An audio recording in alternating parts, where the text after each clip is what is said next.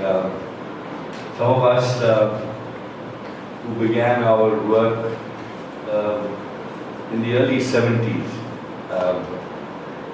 we also started with this space that we got for about a year or two when we were not expected to perform. We were expected to learn. Later on, the pressure as voluntary organizations became NGOs, and I'll go back to this transition, voluntary organizations becoming NGOs.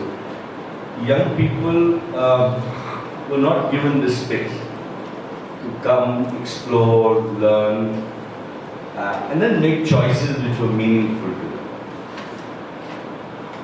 Voluntary organizations became NGOs in the late 80s, beginning 90s. And I don't know whether you know that transition. It's a political transition. As voluntary organizations, we were larger part of what I call civil society, which meant that we were moving towards a nation-building process. And in that, in a democratic space, civil society meant that we were in what I would say critical engagement and tension with state and market. And we were poised as a third space, where we were in a creative engagement. We agreed, we disagreed, but we were definitely a separate space. And for democracy, that's a very healthy thing to happen, that you create a separate space for citizens and citizens groups who are voluntary but professional. What really happened, sorry. So there were a lot of young people in the 70s who sort of moved into very interesting spaces, which was basically looking at three roles. One was innovation. So you looked at issues of health, education, technology, and a number of young people got attracted to an alternative way of not just becoming doctors or engineers, which their parents would have wanted to. They fought home, many of us, because the parents, of course, with their own side said, you must get a good job, you must join the IAS, you must join the engineering services. And these were young people who said, no, I am dissatisfied with what's happening and I want to look for an alternative space. So, civil society's role at that time, what I would say, was threefold. One, to really reach the unreached.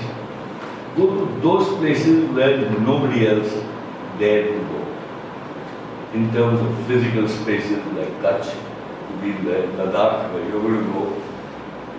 Normal young people in their road to work would not go there. And therefore you look at remote areas of Gujarat where untouchability still exists, so the idea was that you move to those spaces, and a number of Gandhian institutions actually did that, moved, a number of church organizations did that, moved to the unreached. So you would have a small voluntary organization where even the forest department was not there, or the police was not there. This is one of our spaces, which was our role. The second was, as I said, innovation. If you really look at, and I'll just name two, the many innovations which civil society has done, of which two I'll name have had the biggest impact on Indian development space. Can you name them? One? Narenga?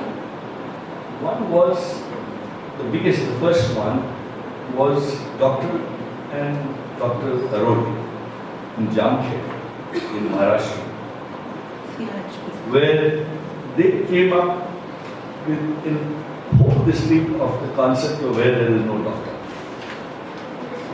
So the first changes in our entire health system came with that experiment in Jamkhed, where these two trained village women to become community health workers. Till that time, the Indian health system was all about institutions of doctors and nurses. And we could never have sorted out our health system if we would just have had to produce more doctors and non-nurses. That was 70s, and late 70s it became public policy. And therefore the entire health framework, infrastructure, design started to look at community health and local community women and men being trained as community health workers, all with that innovation of Dr. and Mrs. Aroli, which worked in 30 villages in the country. It changed the paradigm. China was also at that time looking at similar paradigms. So there were learnings across the world, but these are the two who showed just in 30 villages. The second, I think, biggest, much later, 80s innovation, which I think changed the very design of access to water for both drinking and for agriculture, was the watershed program. What later happened to it is another story. That it is one of these programs which made voluntary organizations into contractors and subcontractors. And when huge amounts of resources started being plowed into the sector, the voluntary agencies grew beyond their mandate and went into roles which were not theirs, which was to actually do things that government is supposed to do. And government started hiring them as contractors. And the name NGOs came in, and let me give you that little story, is that World Bank financed the first largest watershed program in the country. Billions. But all they said was, and they saw that in the NGOs who can, or voluntary agencies who can reach the people, they said, mobilizing people will not be the job of government. You will have to outsource that to somebody. And who is that somebody? What they had in mind was local voluntary organizations, civil society. But the contracting document which was made was that you will outsource this to non-government actors. So the word NGOs was introduced by them, because otherwise, when I say I'm a voluntary organization, it's a positive identity. It tells you that I'm here by choice. The word NGO changed the very nature of that identity. It said, who I'm not. It just said, I'm not government. But it doesn't tell you who you are not. I think that did one of the biggest damages to the sector in terms of identity, that it became, as we were discussing, just something about jobs. Took away the passion, took away the adventure, took away that sense of wanting to change things because what was going on was, I didn't agree with what was going on. Which is the third role, was to protest. Protest in a democratic society, through democratic means, ways, was part of democracy building.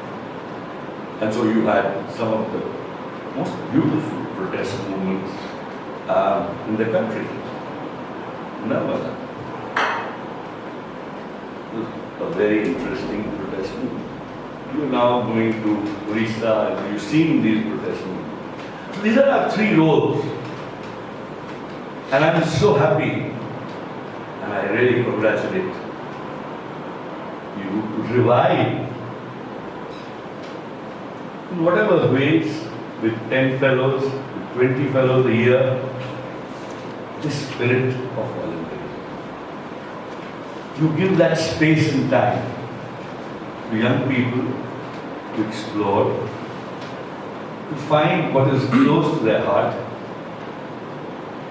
to align with issues and causes, and therefore join the civil society freely, without compulsion of jobs.